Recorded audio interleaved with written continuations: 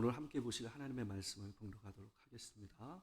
베드로전서 3장 8절에서 12절 말씀입니다. 3장 8절에서 12절 말씀입니다. 신약 성경 380쪽입니다.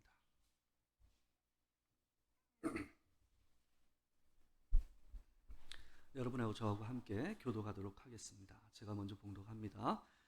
마지막으로 말하노니 너희가 다 마음을 같이하여 동정하며 형제를 사랑하며 불쌍히 여기며 겸손하며 악을 악으로 욕을 욕으로 갚지 말고 도리어 복을 빌라. 이를 위하여 너희가 부르심을 받았으니 이는 복을 이어받게 하려 하심이라.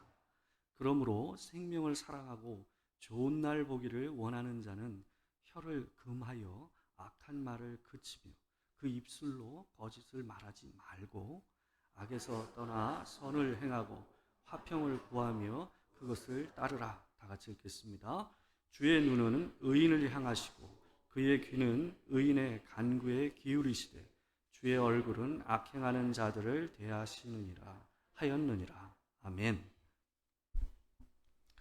오늘은 베드로전서 3장 8절에서 12절 말씀을 가지고 복을 이어받게 하라라는 제목으로 하나님의 말씀을 전하도록 하겠습니다. 여러분, 미국의 도시 중에서 필라델피아라는 도시가 있습니다. 들어보신 적 있으시죠? 이 펜실베니아, 이 미국 동부의 펜실베니아 주에 있는 이 주 안에서는 제일 큰 도시라고 알려져 있습니다. 이 도시가요, 저도 가본 적은 없어요. 근데 이제 이 필라델피아라는 이 말 자체는 원래 기원이 헬라어에서 시작된 말입니다. 이 필라델피아라는 말은 원래 형제애, 형제 사랑을 의미하는 헬라어입니다. 그래서 이 도시 이름 자체가 성경적인 이름에서 출발한 거죠. 근데 여러분, 이 이름하고는 관계없이 이 도시는 이 마약과 범죄로 유명한 도시입니다. 깽단이 많기로 유명하고요. 이 소량의 마약은 이 합법적으로 허용이 되는 도시로 알려져 있습니다. 그래서 거리를 보게 되면 마약에 취해서 다니는 사람들을 쉽게 볼 수 있는 도시가 바로 이 필라델피아라고 알려져 있습니다. 여러분, 오늘 본문은 베드로전서에 나오는 베드로의 4개의 권면 중에서 마지막에 해당되는 부분입니다. 그래서 8절의 시작 부분을 보게 되면 무슨 말로 시작하냐면 마지막으로 말하노니 라는 표현으로 시작이 되고 있어요. 이 말은 이 편지의 마지막을 의미하는 것이 아니라 지금 4번에 걸쳐서 4가지의 다른 대상을 향한 권면의 마지막으로 라는 의미에서 마지막으로 말하노니 라는 표현을 쓰고 있는 겁니다.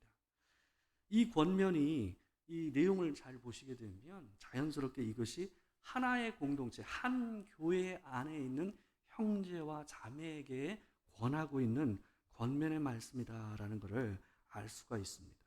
8절과 9절을 우리 같이 한번 읽어보도록 하겠습니다. 8절 9절입니다. 같이 읽겠습니다. 마지막으로 말하노니 너희가 다 마음을 같이하여 동정하며 형제를 사랑하며 불쌍히 여기며 겸손하며 악을 악으로 욕을 욕으로 갚지 말고 도리어 복을 빌라. 이를 위하여 너희가 부르심을 받았으니 이는 복을 이어받게 하려 하심이라. 여러분, 여기에 나오는 이 표현 중에서 보면 다 마음을 같이하여 동정하며 형제를 사랑하며 라는 권면이 어떤 한 교회에 속한 형제자매를 머리에 그리고 이 사람이 이 권면을 하고 있다는 것을 알 수가 있습니다. 여러분, 성경은 교회 안에 속한 사람들을 향해서 마음을 같이 하라, 하나의 마음을 갖고 서라라는 표현을 자주 씁니다. 이 말의 1차적인 권면의 내용은, 의미는 어떤 거냐 하면 그리스도 안에서 하나가 되라, 한 마음을 가지고 살아라 라는 의미를 가지고 있습니다. 분열된 마음이 아닌 하나요 화평한 마음으로 하나의 몸을 이루라 라는 의미가 1차적인 의미입니다. 요한복음 17장 20절에서 21절 말씀을 보시게 되면 예수님께서 자기의 인생을 마감하시면서 마지막 유언적인 기도를 하는 내용이 나옵니다. 근데 그 기도 내용을 갖다 보시게 되면 이런 내용이 있어요. 20절과 21절 같이 한번 읽어보도록 하겠습니다. 자, 시작. 내가 비옵는 것은 이 사람들만 위함이 아니요 또 그들의 말로 말미암아 나를 믿는 사람들도 위함이니 아버지여, 아버지께서 내 안에 내가 아버지 안에 있는 것 같이 그들도 다 하나가 되어 우리 안에 있게 하사 세상으로 아버지께서 나를 보내신 것을 믿게 하옵소서. 여러분, 20절에서 주님은 지금 당신이 하시는 기도가 어떤 대상을 향한 기도인지를 얘기하고 있습니다. 거기 보시게 되면 단순히 지금 현재 본인과 함께하고 있는 제자들만을 위한 기도가 아니라 앞으로 이 제자들을 통해서 증언을 듣게 될, 또한 그로 인해서 예수를 믿게 될 후대의 세대를 넘어서 모든 믿는 자들을 향하여 내가 이 기도를 하고 있다는 것을 20절의 내용을 통해서 표현하고 계세요. 이 기도의 내용은 아버지께서 내 안에, 내가 아버지 안에 있는 것 같이 그들도 다 하나가 되어서 우리 안에 있게 해달라라는 기도의 내용입니다. 여러분, 그냥 각자가 예수를 잘 믿고 배운 말씀대로 그 사람들이 알아서 잘 믿는 것, 각자 예수를 잘 믿는 것이 예수님께서 하신 기도가 아니에요. 예수님께서는 무엇을 위해서 죽으셨냐 하면 우리 한 사람 한 사람이 같은 믿음과 같은 마음으로 하나님 앞에서 하나의 믿음을 가지고 함께 살아가는 것, 그것을 위해서 죽으셨다라고 이 기도를 얘기하고 있는 거예요. 이게 그분의 유언이었어요. 이게 마지막으로 하나님 앞에서 우리를 위해서 예수 그리스도께서 하신 기도의 내용이셨어요. 여러분, 장환익, 유화선, 권성준, 최수웅, 박상균, 김효원, 정미연, 이현흥, 이와 같이 한 사람 한 사람이 각자로서 하나님 앞에 있는 게 아니에요. 단순히 교회에 나오는 것이 여기서 각자 예배를 드리고 그냥 따로 삶은 자기 따로 나 따로 사는 것이 신앙생활이 아니다라고 예수님께서 얘기하고 있는 거예요. 여러분, 예수 그리스도께서 우리를 위하여 죽으신 목적 자체가 뭐예요? 다 하나가 되어서 하나님을 믿고 그분이 원하시는 일을 함께 하고 사는 것, 그것이 예수님께서 꿈꾸신 세상이고 그분이 죽으시면서 이루시고자 했던 세상의 모습이었다라는 것을 이 기도를 통해서 한눈에 알 수가 있습니다. 그것이 바로 오늘 본문에 나오는 다 마음을 같이 하여라는 말의 1차적인 의미입니다. 여러분, 두 번째로 이 다 마음을 같이 한다라는 말의 의미는 이런 겁니다. 여러분, 이 말은 원래 헬라어를 직역을 하게 되면 같은 마음으로라는 말로 번역을 할 수가 있습니다. 마음을 같이 한다라는 것은 다툼이 없이 하나가 된다는 의미이기도 하지만 그 마음 안에 무엇이 들어있느냐와 관계되어 있습니다. 여기 있는 성도 한 사람 한 사람의 마음 안에 무엇이 들어있냐는 거죠. 같은 것으로 채워진 마음으로 있는 것, 그것이 뭐예요? 같은 마음으로. 그들이 원하는 마음, 느끼는 감정이 같아지는 것, 이것이 같은 마음으로 다 마음을 같이 한다라는 말의 의미입니다. 여러분, 그런 마음에서 어떤 것이 들어있어야 하는가가 중요해요. 8절 뒷부분에 보시게 되면 8절 뒷부분에서 9절 앞부분까지 내용인데요. 제가 한번 읽어보겠습니다. 동정하며 형제를 사랑하며 불쌍히 여기며 겸손하며 악을 악으로 욕을 욕으로 갚지 말고 도리어 복을 빌라. 예수님께서 우리에게 같은 마음으로 같이 있어라 라는 말 안에는 이런 마음을 마음에 담고 살아라 라는 의미를 담고 있는 말입니다. 여러분, 무엇보다 우리가 같은 마음을 갖는다라는 것은 서로의 마음을 동정하는 마음이 있어야 돼요.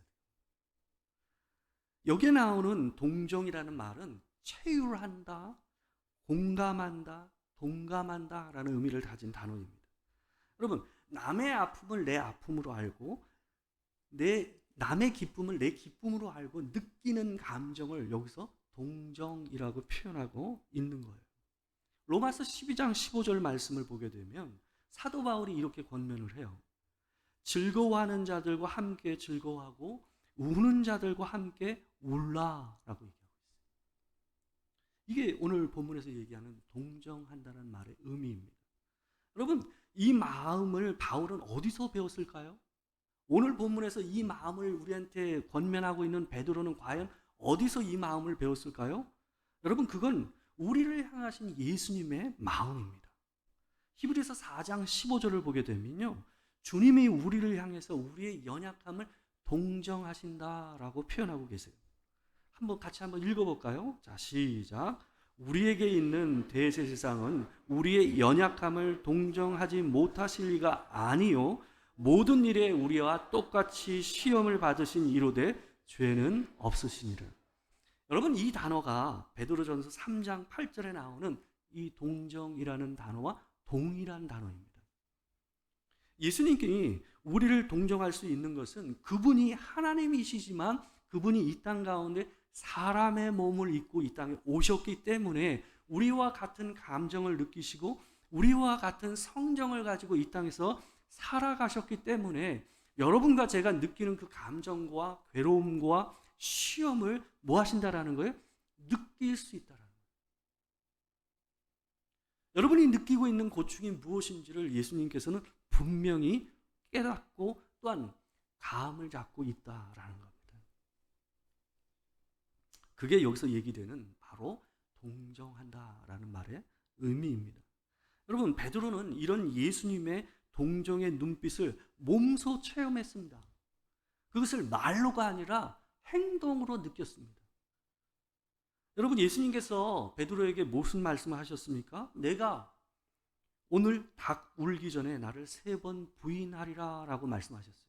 그러나 베드로가 뭐라고 그랬습니까? 자신하면서 나는 결코 그런 짓을 하지 않을 것이라 라고 장담을 했죠. 근데 정작 대제사장의 뜰에서 예수님께서 신문을 받으실 때에 이 대제사장의 집에 여종이었던 한 여종이 너도 그 패다라고 몰아붙일 때에 베드로가 어떻게 했습니까? 예수님을 저주하기까지 하면서 나는 그 사람을 모른다라고 부인하는 장면이 있었습니다. 여러분, 그때 베드로와 예수님이 눈이 마주치는 장면이 나옵니다.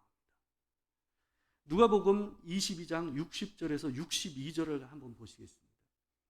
여러분, 여기 보시게 되면요, 복음서 4개의 복음서에서 유일하게 누가복음에만 기록되어 있는 사건입니다.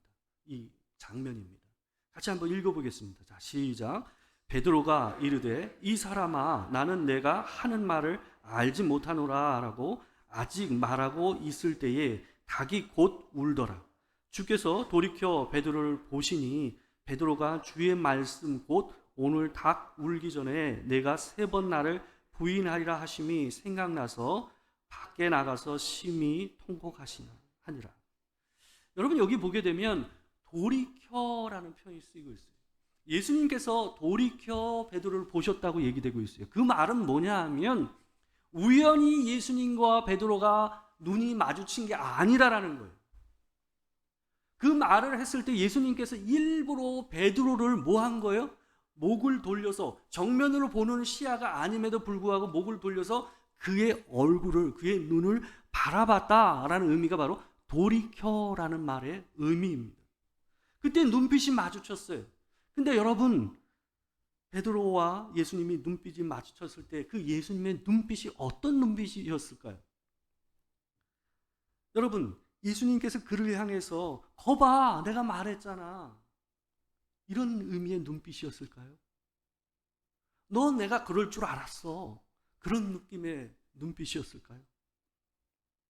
여러분, 예수님께서는 베드로의 마음이 안타까우셨어요. 베드로가 이 말을 함으로 인해서 그 스스로 느껴야 될 그 수치심과 앞으로 그 영혼 안에 쌓일 상처가 걱정이 되셨어요.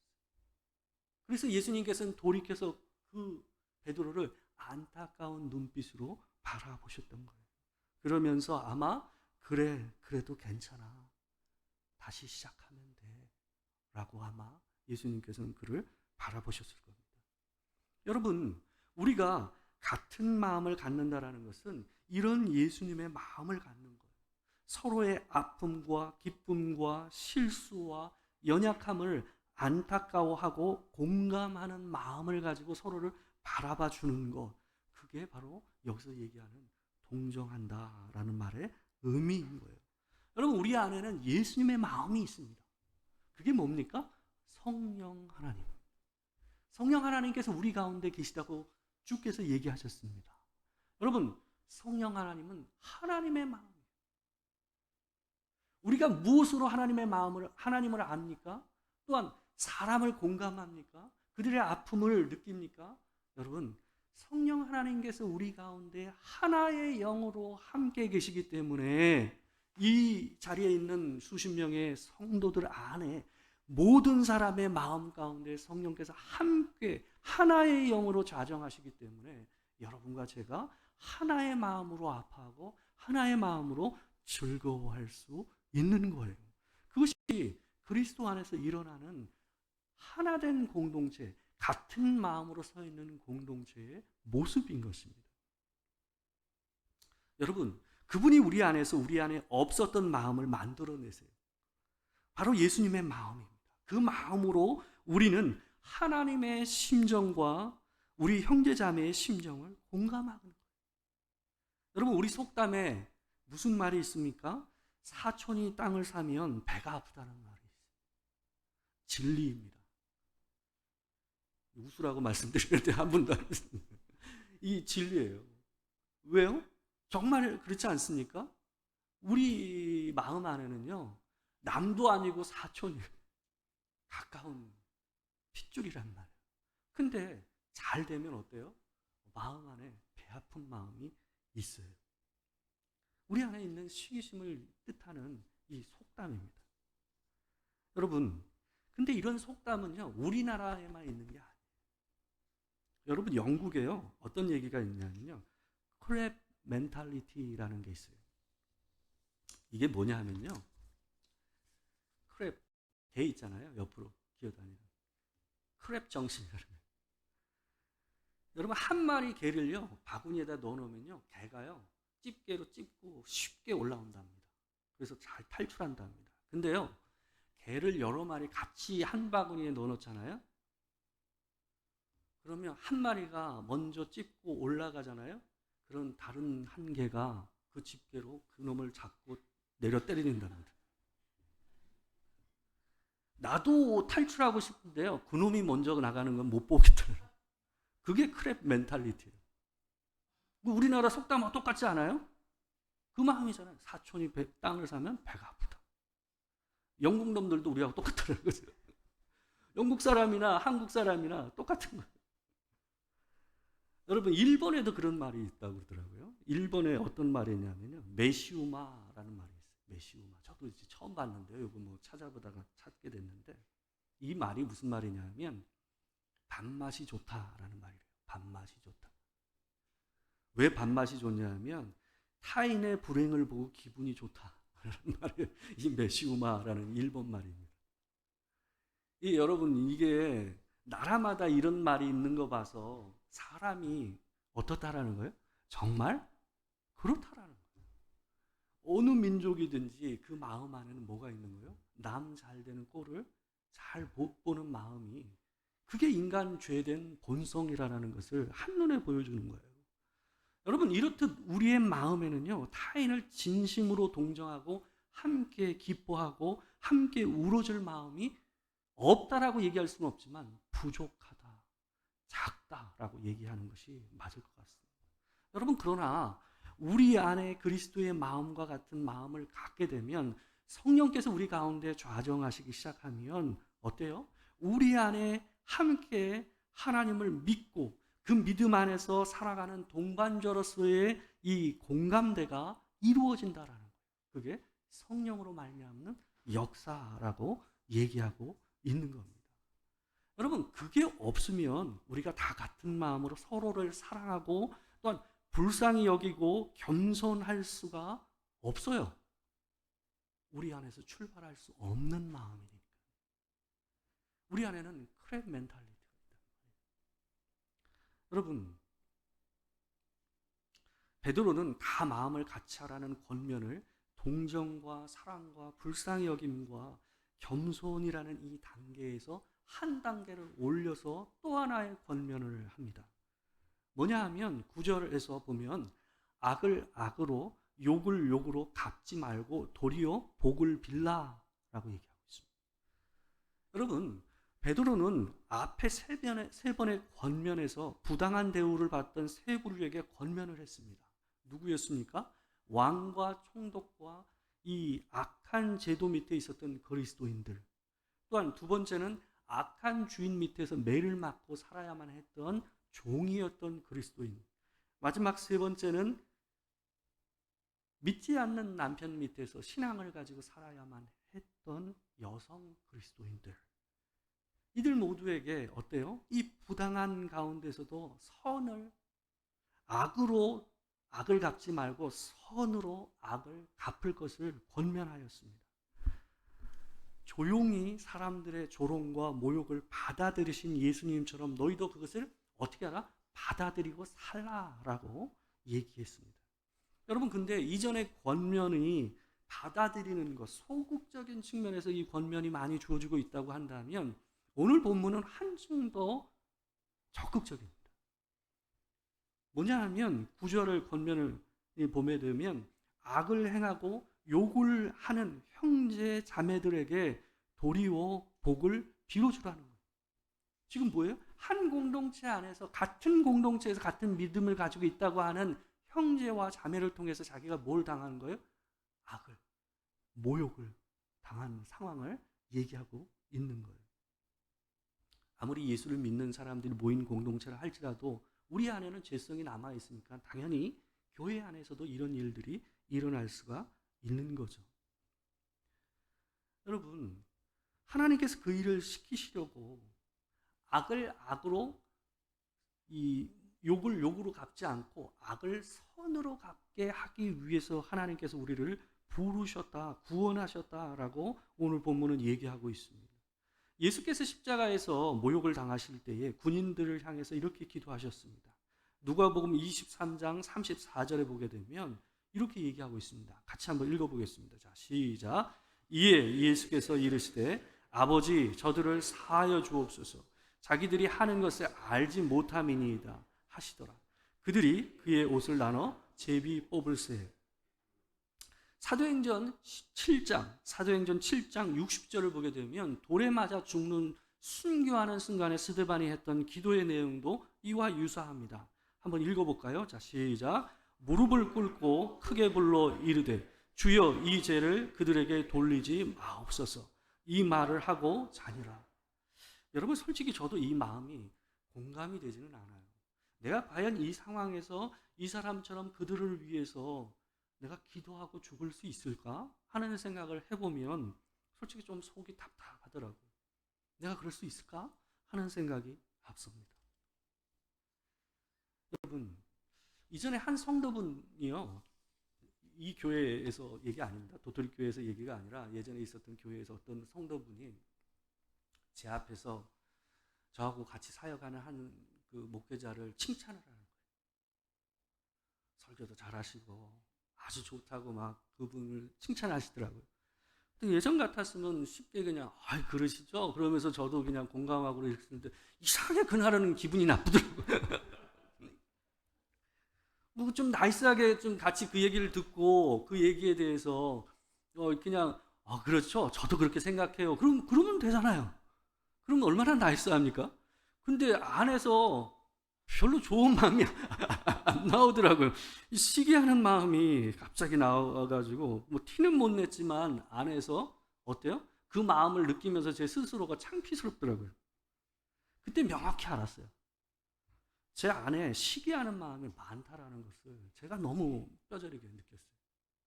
내가 정말 질투하는 마음이 많구나. 그런 생각을 많이 했어요. 여러분, 그런데 오늘 본문은 우리가 그들에게 복을 빌어주는 것이 내가 복을 받는 일이라고 얘기하고 있습니다. 9절 뒷부분은 이렇게 되어 있어요.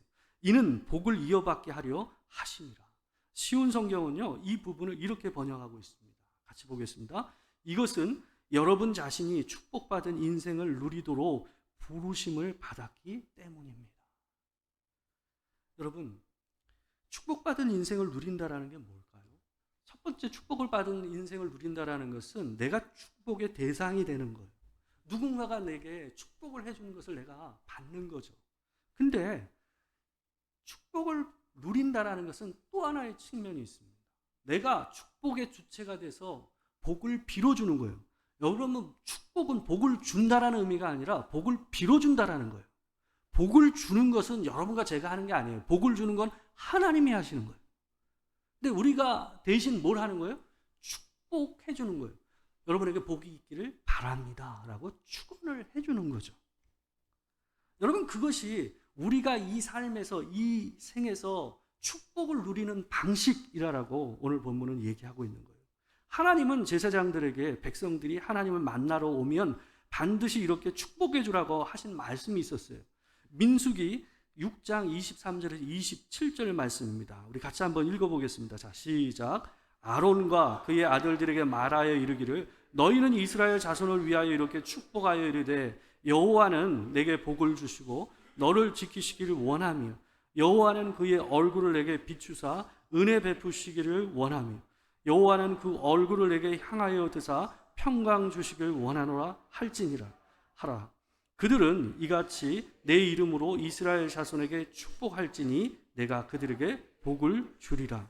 여러분, 여기 보시게 되면 그들은 이같이 내 이름으로, 제사장들은 이같이 내 이름으로 이스라엘 자손들을 축복할지니 내가 그들에게 복을 주리라. 뒤에 나오는 그들은 이스라엘 백성을 얘기하는 거예요. 여러분, 제사장이 축복을 하면 하나님께서 그가 축복한 대로 실제로 복을 그들에게 주겠다라고 얘기하고 있는 거예요. 근데 여러분, 오늘 베드로전서 2장 9절을 보게 되면 무슨 말씀을 하냐면 이렇게 얘기합니다. 제가 한번 읽어드릴게요. 그러나 너희는 택하신 족속이요 왕 같은 제사장들이요 거룩한 나라요 그의 소유가 된 백성이니 이는 너희를 어두운 데서 불러내어 그의 기이한 빛에 들어가게 하신 이의 아름다운 덕을 선포하게 하려 하심이라. 지금 신약 시대 때의 제사장이 누구라고 그럽니까? 여러분이라고 얘기합니다. 목사가 아닌 모든 성도 한 사람 한 사람이 뭐라는 거예요? 하나님 앞에 제사장으로 서 있다라는 거예요. 그러면 제사장에게 축복하라라고 얘기한 명령이 지금 누구에게 주어진 걸까요? 여러분과 제게 지금 주어져 있다라는 거예요. 우리는 만나는 사람들을 축복할 권한이 있고 또한 뭐가 있어요? 사명이 있는 거예요.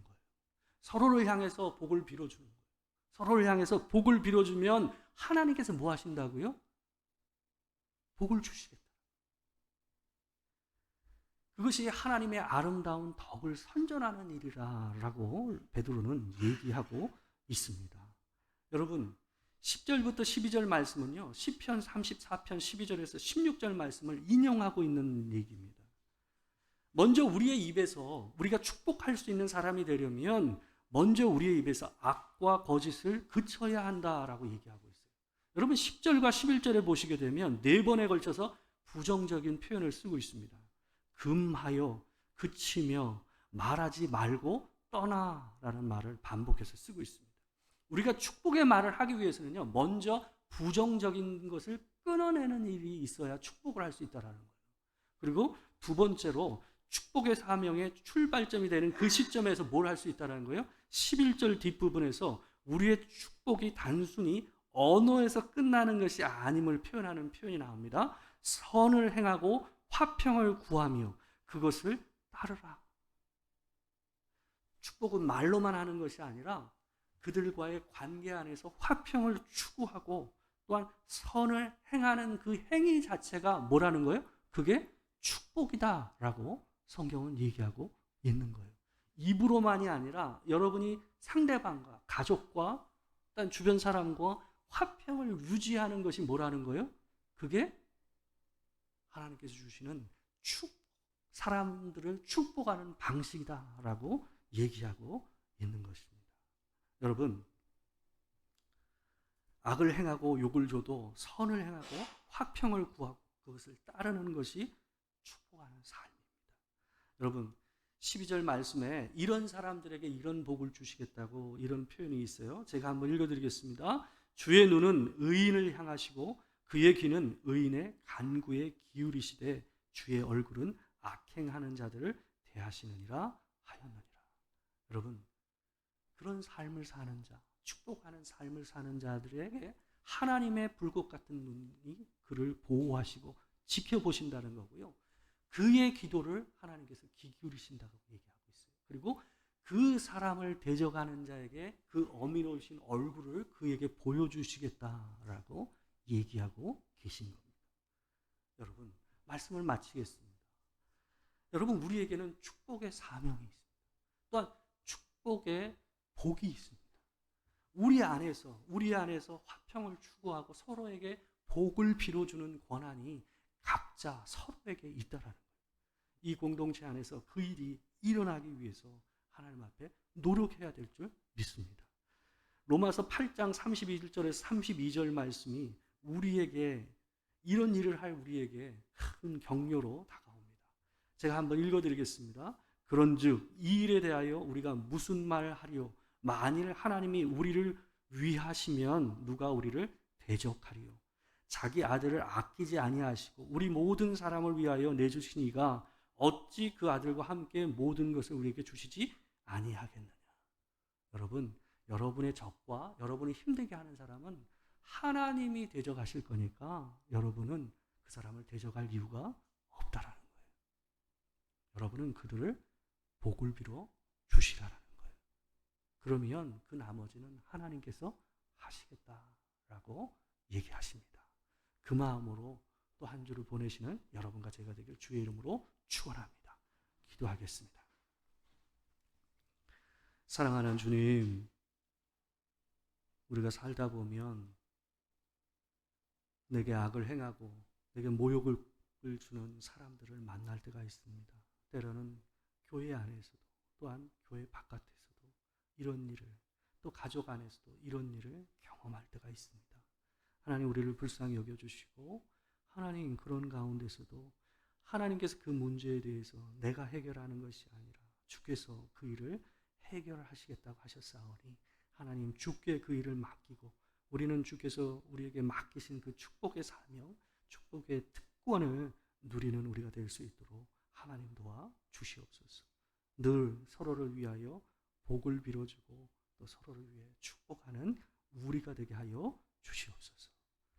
지금은 우리 주 예수 그리스도의 은혜와 아버지 하나님의 크신 사랑과 성령의 교통하심이 참으로 하나님 앞에서 서로를 향해 선을 행하고 화평을 구하며 복을 빌어주기를 소망하는 도토리교회 모든 성도들과 이 자리에 함께하지 못한 모든 성도들 가운데 지금으로부터 함께하시기를 축원하옵나이다.